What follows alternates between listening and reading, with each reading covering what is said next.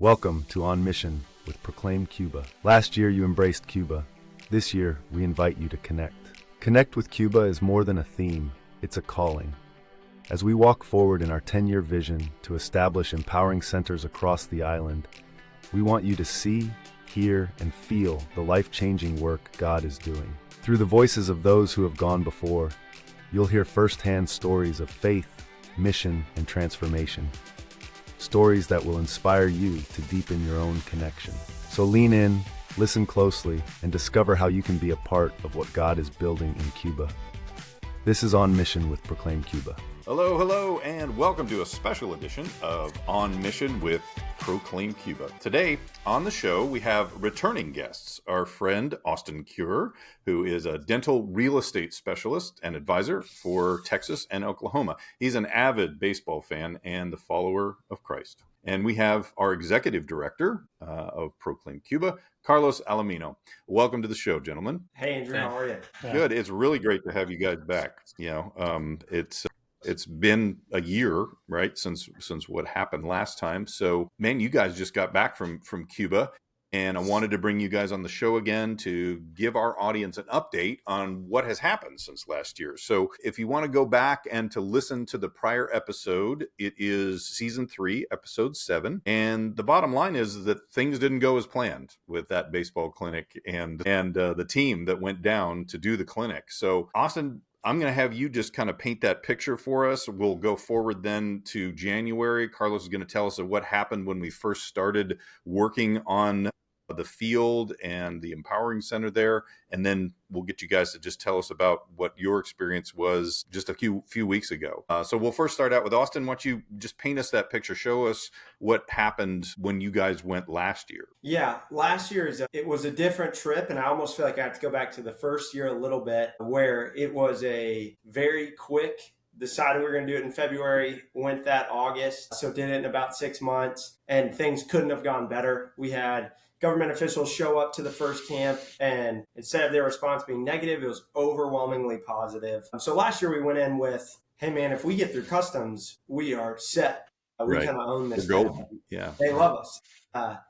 And the great part about it is camp went so well that it made a big impact. And so last year we had teams driving 14, 15 hours from other side of the island, which was awesome. When they got there, I guess word had gotten past kind of the state we were in to a national level. And on the national level, they decided that we're more than welcome to come to the country. They'll even give us religious visas. They'll let all the kids make their travel. But you can't use any of our baseball fields. And as everybody knows, every field is owned by the government there. So it makes it very tough to do a baseball camp with about 150 kids and no field. And so last year was a story of, hey, we're just going to figure it out. So I spent a lot of time around goats and farm animals and moving them around to make space to be able to play. And it was awesome. We got to see the Lord work in a really fun and interesting way there of just problem solving and people in the community coming together to make it happen. So we still had camp last year. It just looked very different than the first year.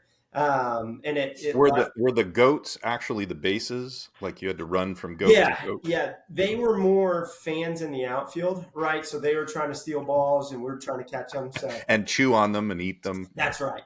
So, but they did help. They were constantly mowing, so it kept grass short. We were good.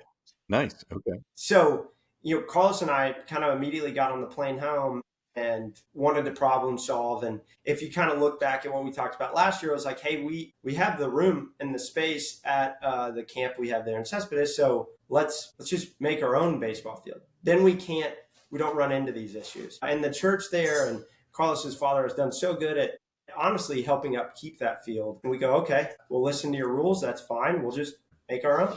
And so that kind of leads what happened last year into this year. And Carlos can kind of speak to from January till a few weeks ago.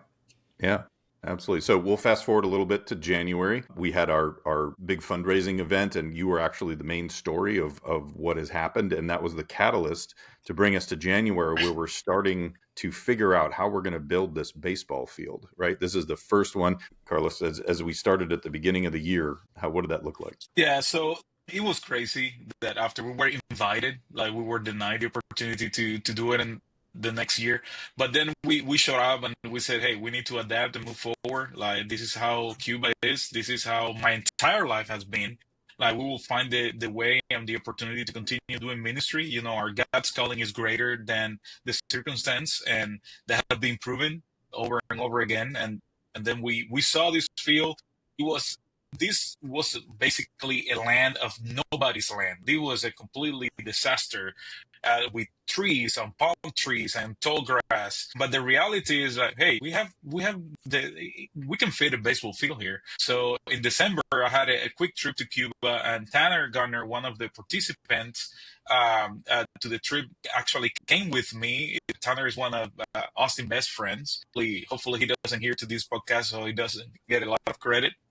But he went with me in December, and we realized, okay, this is a good spot. Let's do all the measurements. And, you know, we did all of that, but we didn't have a lot of money to start the thing. So we mentioned at the passport to Cuba, and we were doing our fundraising, and we said, okay, we're determined we're going to do it.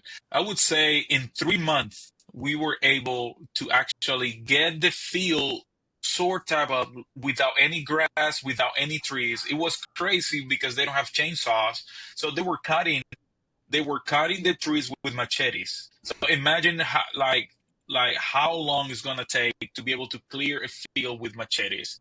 So then we were able to get a tractor, and the tractor was able to eliminate the smaller grass. And then we realized that there was an arm of a creek that was getting into the field that we didn't realize because all the grass. And now we need to pour, like, I think we use over 110 trucks of dirt to be able to level that thing. So a project that the used to be like, hey, it's going to be kind of easy. No, it became a major project in Cuba. So they were able to do all of that. And I was just praying, God, let us get this functional. This is stage one. Let us get it functional so the kids can play. So when the team shows up, we can play. Well, we get there in March with a team from Texas A&M. So we were able to install a couple poles for the chain link. Our team in Cuba was able to install the whole chain link. They built they built dugouts, and then we got the government coming in and saying, you know what, like, what are you doing here? What is this? And then there was, I won't say any names, but there was a guy that told them, you know what, this is actually our cattle area. This is where we put all these animals. And they said, yeah, but those look like dugouts. I said, well, when you have the babies, you need to have a place that is different from the rest. So the dugouts became kind of that spot for the cows in Cuba. But the reality, they We said, can call those mangers, right? We can call those mangers. no, the mangers. So, and now we were able, because they tried to stop the work, and actually we needed big machinery to come and kind of finish leveling the ground, and that was prohibited for us to be able to use that. And then we went on a mission trip, the first trip the week before baseball camp, and we had with a few guys bringing like wheelbarrowing like sand to be able to level the infield. But the time that the actual team got there on Sunday, that was kind of, I can play baseball, softball here. So it wasn't perfect. I mean, this represents Cuba so much because you can see the construction out of multiple pieces. And what I love about what we do in Cuba, Andrew and Austin, you saw this, is we are going to do the best job we can do with whatever materials we have. So it doesn't have to be, perfect. It has to be excellent. But the time we got there, we had a roof on the dugouts. So we had 189 kids fighting to play at the baseball field. We have the 12 and under giving us a hard time throwing a field because they wanted to play in the big field. They didn't like the small field that we have for them. But it was amazing the opportunity. Still today, the people are still working on the field because we want to get this field that is ready, that people can actually have quality baseball field for them to grow and train. Yeah. So the work still continues there, and it's also part of a bigger project that we have going on. Charlie, I'm gonna have you talk a little bit about our Empowering Center and how that fits into our 10-year plan that we're in the middle of. We're about 3 years into it right now. Correct. Our Empowering Center is a great idea to build infrastructure for the church to use. As we all know, we don't have access. We don't own places. So we only the places that existed prior to 1959. So we really need to work in this infrastructure and get things better. So we did that with our building in Havana, now this one in Camagüey, and this is going to serve the ministry general to work on multiple programs. And the end goal for this place is we're going to be able to host over 200 people overnight. So we're going to have multiple sports opportunities like pickleball or basketball. We're going to have the baseball field, the soccer field, so that we can serve the community and let people come to a safe place for them. So that is going to be very, very important that we do that. And with that same concept, we're trying to get to have one of these places in every major city in Cuba, in every province of Cuba. And as you know, Andrew, you have been there multiple times, and Austin, this is your third trip to Cuba. We really need these locations for the church to be able to operate, right? And it's a great joy that we have this vision. And I will let Austin tell a couple of stories from the trip. Yeah, so let's fast forward a little bit now to current time, and you guys were just there a couple of weeks ago. So Austin, you've been thinking about this for a year. You've been hearing about it. You've been seeing that the Brotherhood of Texas Aggies went down and they sank those posts in the ground and they poured the concrete and they've been using the dirt, and we had the excavators out there and getting it all level and stuff. And so you pull up to the camp. What are you thinking? Carlos does a great thing, and he's done it every time we've been. He under promises, over delivers a little bit. So on the drive there, he's like, by the way, field's not really there. And so my thought is we kind of have nothing, and that's okay. I know we were working on it, and you pull up and it's easily recognizable as to what it is. And that to me is a huge win, right? You pull up, it's a baseball field. And so we got out there, and they were actually finishing the roof on the other dugout the morning we started, and it was done by game time. So it was perfect. We could add a net here. We could do something there, but overall it was a field, and a great one at that. So what was awesome about the difference I think I saw this year comparative to our last two is the comfortability of the kids. It allowed this group of kids, and we had 189. I bet 100 have been, or at least here last year, and probably 50 or 60 have been all 3 years. And so there's a group that's, one, more comfortable with us, which is super fun. But two, we saw their comfortability to be able to just go and play because they knew they were kind of in a safe spot. Now, it got pretty passionate. And we had some intense games, which I'm a big fan of. I thought it was great. But overall, you could just see a shift, and they took some pride and ownership in, this is our field, this is our spot. And it really laid out well because it's where they stayed, it's where they were camping out. And so kids would finish the game, they'd go shower, they'd come back, cheer for the other guys playing. And so it just kept a really nice community. And like Carlos said, the younger kids wanted to play a game. And so we'd start them out a little earlier, and man, they had a blast. And so how does that work? Like if you didn't know what a sports ministry did, tell the folks how that part works. How does the ministry part of it? Yeah, so my goal and vision, and what I kind of explained to Carlos, is I want baseball to be the reason they show up, but not the purpose that they're there, right? It's not the purpose of our trip, but there's a whole, baseball is such a major sport in the country of Cuba that I saw it as a way to bring kids in that would never go to church camp. That wouldn't happen, but they would go to baseball camp. And so what my goal is and what our goal is we bring a team of guys who really know baseball, who are really solid baseball guys. A few played professionally. Almost everyone played in college, but they're with their local pastors and their local ministers. And so they have someone who looks like them and sounds like them and understands them, that they're there. So when they get baseball all day, then at night, they also are learning about the Lord. They're getting discipled too. They're hearing about the gospel, many for the first time. We got the stat. This is the first time I ever heard this, but 189 kids came, 35 gave their lives to Christ. Wow. And so that's the reason this trip happens, right? Is baseball is just a vehicle to attract them to be able to hear about the gospel. And so it works out great because the ministry part of it, we get to share our testimony a little bit, and every year it happens in a different way. We'll speak to the whole group. We'll speak to teams individually to help them understand that I get it. My whole identity was baseball for a long time before I knew Christ, much like many of theirs is, but getting to share the gospel with them. And then at the same time, They're hearing about Jesus and what he did for them and who he is every day that they're there. And then my hope is they're getting to see the love of Christ every day during baseball. And so that's, to me, what a sports ministry is in a nutshell. Fantastic. Carlos, our sports ministry has been going on for quite some time. Where do we see this working within the Empowering Center that we have there? How does that play into our overall ministry? And we also had a campaign going on this summer called Summer of Joy. Explain a little bit about how all of that stuff is working together. Well, baseball is huge for our ministry. Sports in general, but mainly baseball. My dad was a pro player that he decided to become a pastor. He left everything behind. So I grew up playing baseball. We love baseball, and we know the impact of baseball in the community. So this is one of the only ministries that is giving us access to youth that are not attending to the church, and also to adults.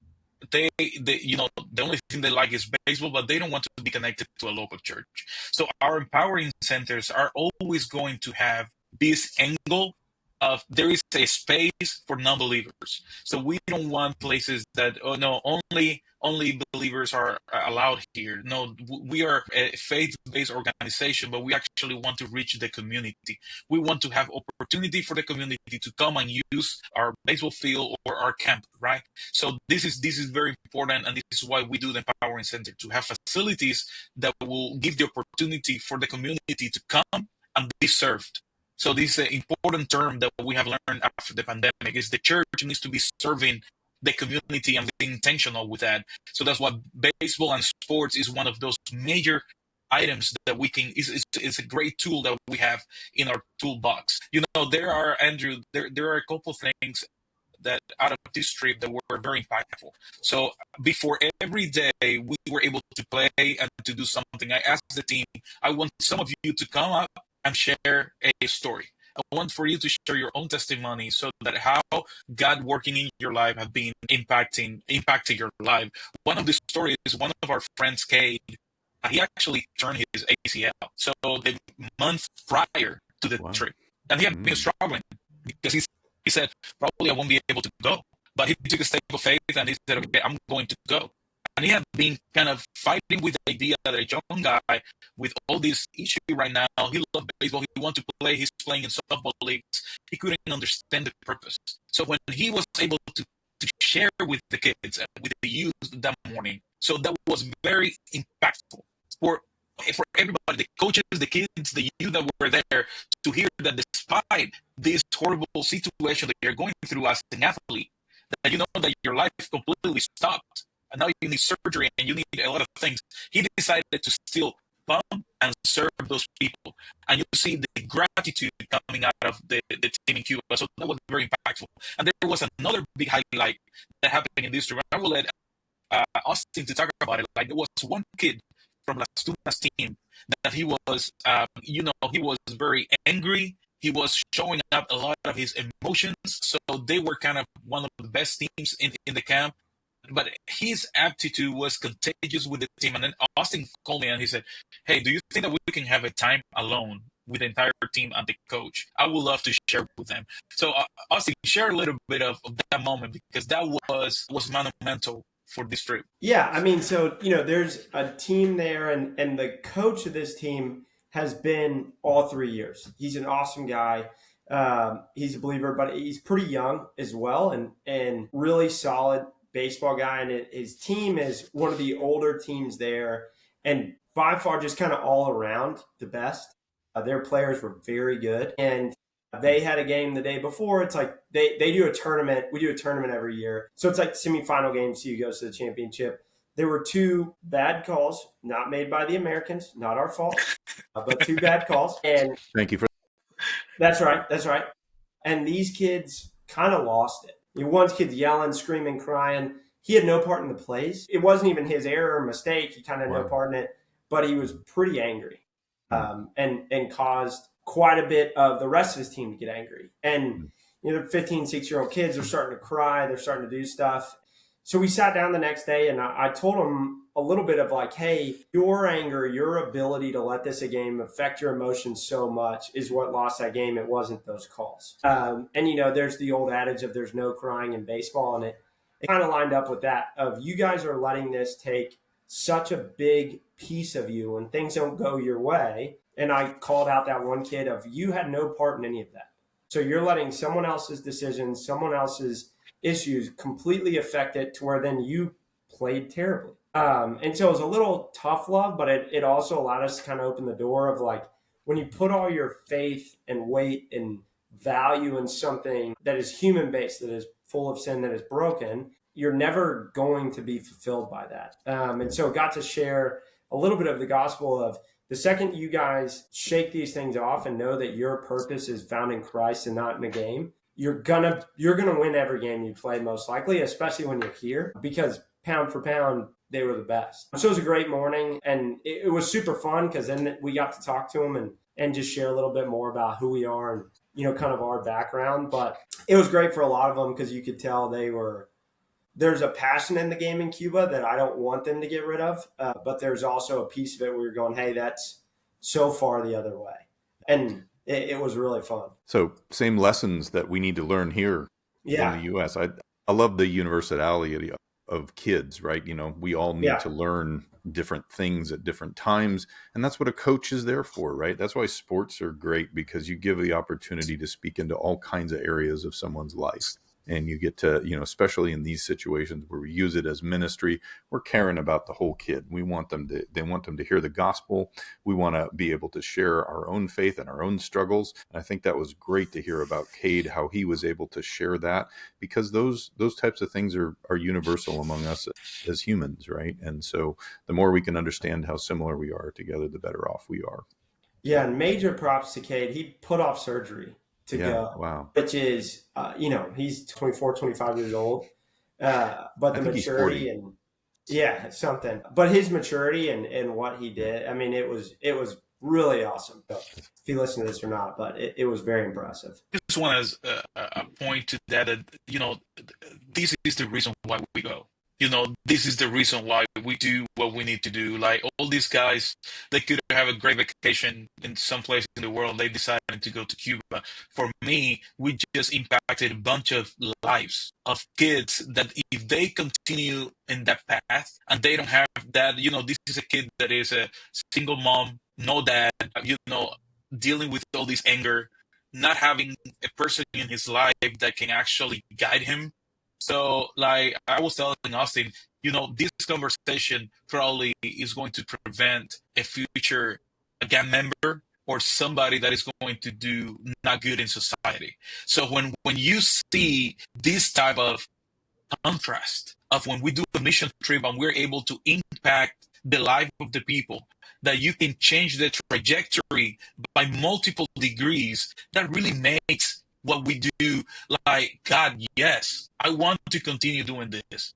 Because sometimes we are sitting in our place, you know, in our work, in our family, and you know, we don't have the opportunity to make an impact like this. So it only takes a few hours. You show up in Cuba, you have this baseball camp, and you are impacting a lot of lives. So if we can have a quota, so in 1 week you can do your full year quota, just go and do something like that. And it's impressive for me to see, you know, how every single player that came to this trip, their story and how they connected with the team was amazing. But more than that, Andrew, I'm going to tell you, like these guys that came on the trip, they arrived to Cuba with a lot of things. And when they left Cuba, they actually were able to see God working, not just in the Cuban, but also in our own lives while we were in the country. Right. So like we had a full night that we were able to speak and encourage to each other, and it was amazing. I love it. Yeah.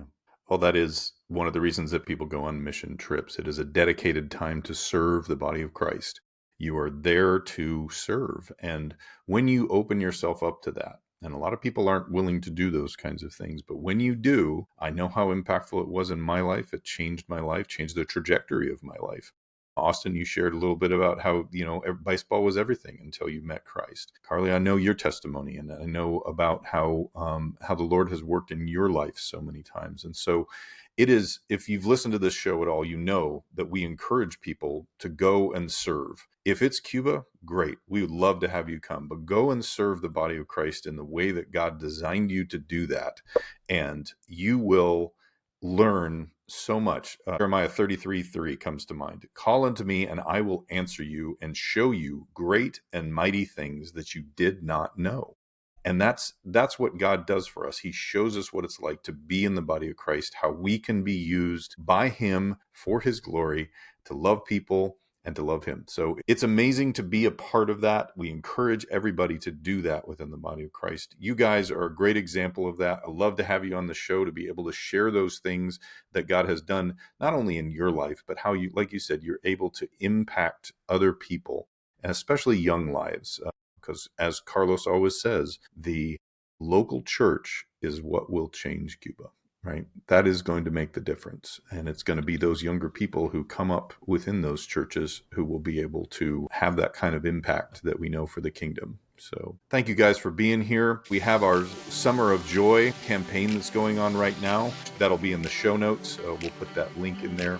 And we'd love for you to be a part of that. And also come on down to Cuba. Come see it. Come play a few innings on the baseball field.